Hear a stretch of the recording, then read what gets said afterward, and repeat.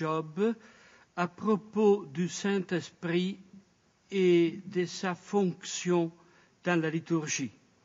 C'est-à-dire, il a cité d'abord un verset de l'Évangile de Jean 14, 26, c'est lui, le Paraclète, le Saint-Esprit que le Père enverra en mon nom, vous enseignera tout et vous rappellera tout ce que je vous ai dit.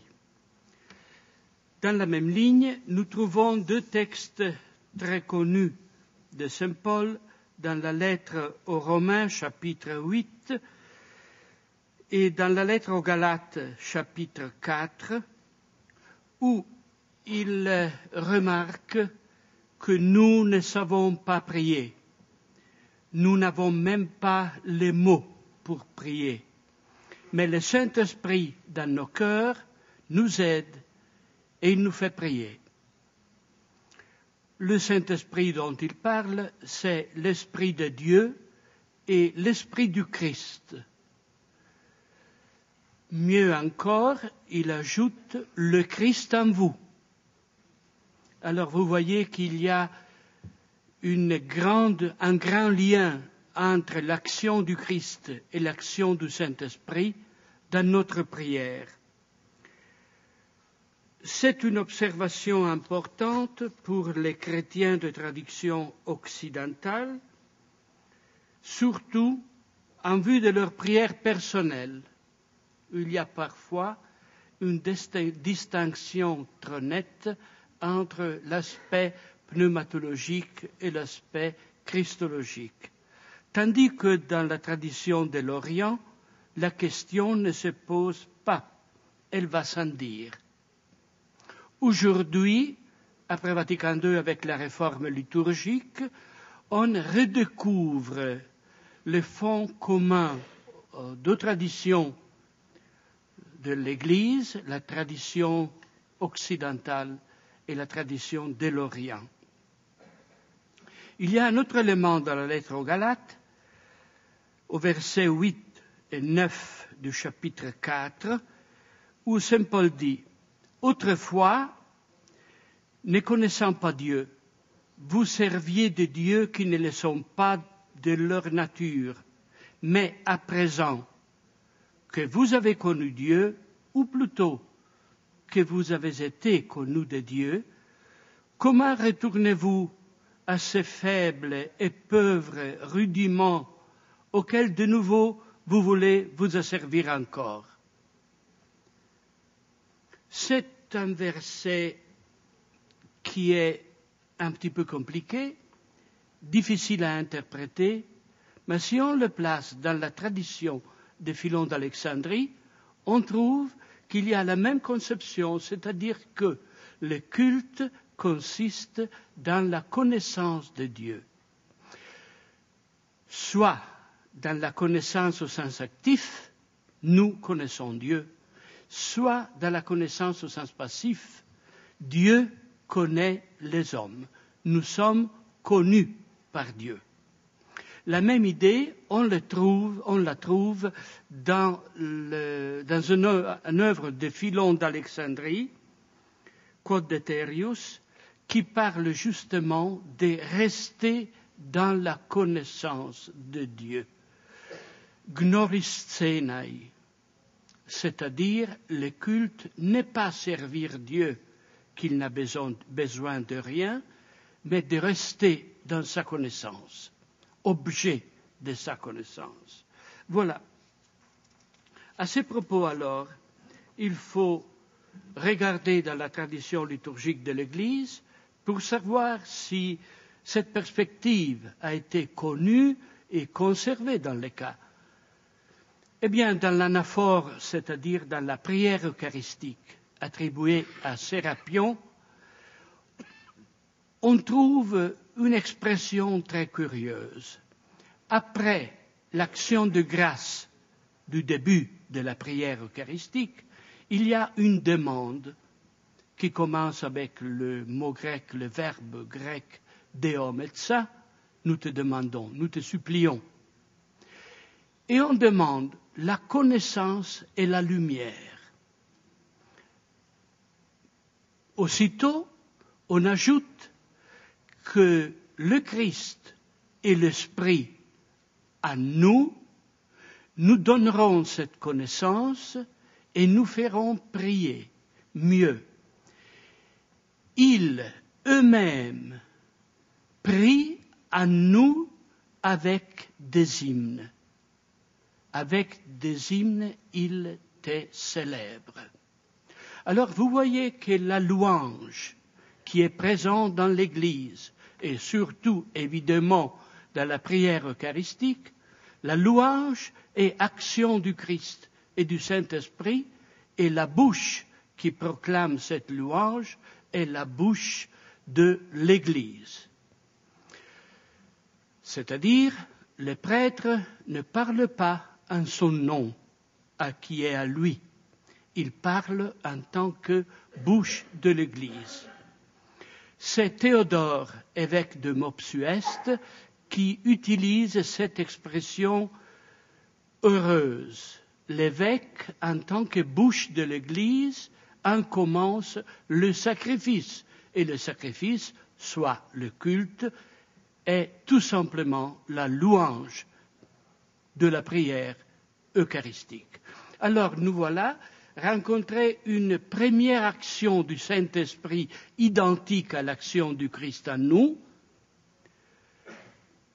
qui consiste dans la louange de Dieu, dans la célébration eucharistique. Un autre élément qui est à souligner, c'est l'activité de l'Esprit Saint dans l'épiclèse.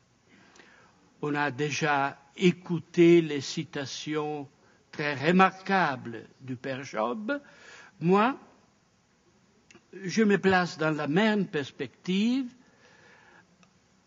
en soulignant, en remarquant que dans l'épiclèse, il y a toujours la présentation des fruits de la communion. Les fruits de la communion sont demandés par l'intervention du Saint-Esprit. Si on se place dans la perspective de l'histoire de la liturgie, on s'aperçoit tout de suite que le premier texte qui nous parle de fruits de la célébration eucharistique, c'est un texte très ancien, la Didaché, qui présente le fruit de la communion eucharistique en tant que rassemblement et, justement après, rassemblement dans l'unité. Dans la première lettre aux Corinthiens, l'apôtre Paul, à la suite du texte de la Didaché,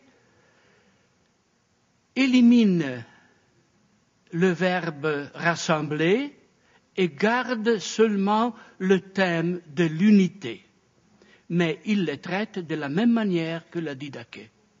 Voilà alors, rassemblement dans l'unité, unité. Et l'unité, pour saint Paul, est le fruit de la communion. Comme nous, les beaucoup, j'ai traduit au pied de la lettre le texte de saint Paul, nous qui sommes les beaucoup, les plusieurs, pardon. Mon français parfois n'est pas si bon. Voilà. Alors, nous qui sommes les plusieurs, nous mangeons d'un seul, participons d'un seul pain, et par conséquent, nous sommes un seul corps. L'unité de l'Église, c'est le fruit de la communion eucharistique. Mais tout de suite, comme dans deux chapitres après, l'apôtre Paul nous présente le fruit de l'Esprit au baptême, il parle de l'unité de l'Église, de l'unité des fidèles comme fruit de l'Esprit dans le baptême. Dans les siècles suivants, on a réuni les deux thèmes de la communion et de l'union de l'Église à cause de la mendication du corps de Christ et l'unité de l'Église d'origine baptismale dérivée de l'action du Saint-Esprit. Et les deux éléments ont fait naître l'épiclèse pneumatologique, où on ne dit pas des choses nouvelles. On met en lumière tout simplement la nécessité du Saint-Esprit pour transformer les différentes personnes qui ont mangé du corps du Christ, pour les transformer dans l'unité du corps du Christ. Le Saint-Esprit, c'est toujours le même, lui qui transforme les participants dans un seul corps et qui transforme le pain et le vin eucharistique dans le corps et en le corps et sang du Christ. C'est la même perspective et la même action.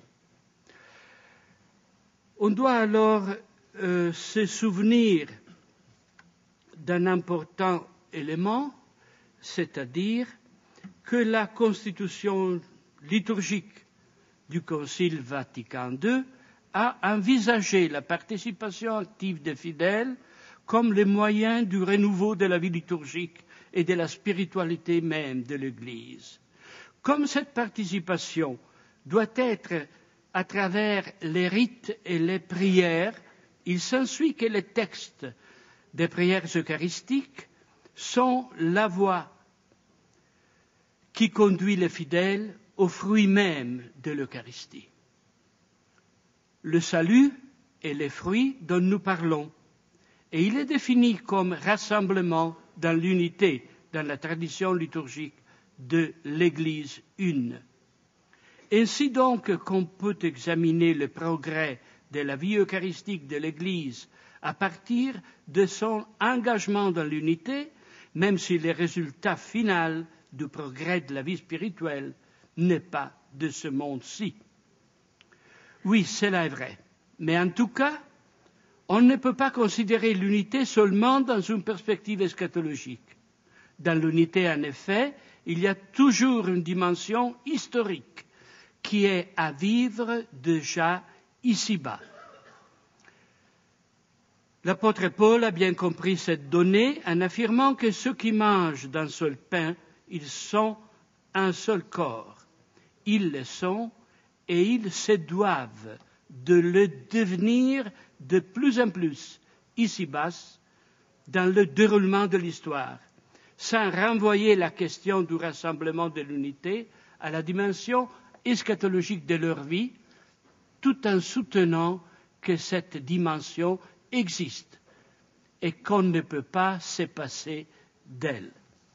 Pour arriver à la conclusion, moi je devrais tout simplement me souvenir d'un élément qui se trouve dans les textes de saint Augustin, mais qui est commun à la tradition patristique de l'Église des origines, c'est-à-dire la distinction entre la mendication matérielle et la mendication spirituelle.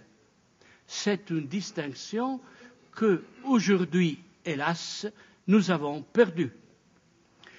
Dans le cas de la mendication matérielle, c'est la nourriture qui se transforme dans nos corps. Au contraire, dans le cas de la mendication spirituelle, c'est nous qui nous transformons dans ce qui est la nourriture. En d'autres mots, qui mangent du corps et boivent du sang du Christ se transforment dans le corps même du Seigneur. C'est un enseignement de saint Augustin très clair que nous trouvons aussi dans la patristique de l'Orient et de l'Occident, et aussi dans le Moyen Âge et au Concile de Trente. Mais hélas, on a déjà perdu les éléments en parlant en effet d'une mendication qui est matérielle et spirituelle ensemble. Dans le cas de saint Augustin, manger d'une manière spirituelle est se réjouir du corps du Christ. Si ceux qui se réjouissent du Seigneur, ceux-ci, ils mangent le corps du Christ. L'activité de l'esprit a une manière particulière de se nourrir. L'esprit se nourrit seulement des choses qui lui donne le plaisir. Voilà alors la nécessité, l'importance de la connaissance et de la communion avec le Christ afin de pouvoir réjouir de lui, de ce qu'il est. C'est la manière de manger le corps et le sang du Christ. Pour terminer, je voudrais tout simplement citer une phrase de Saint Jean Chrysostome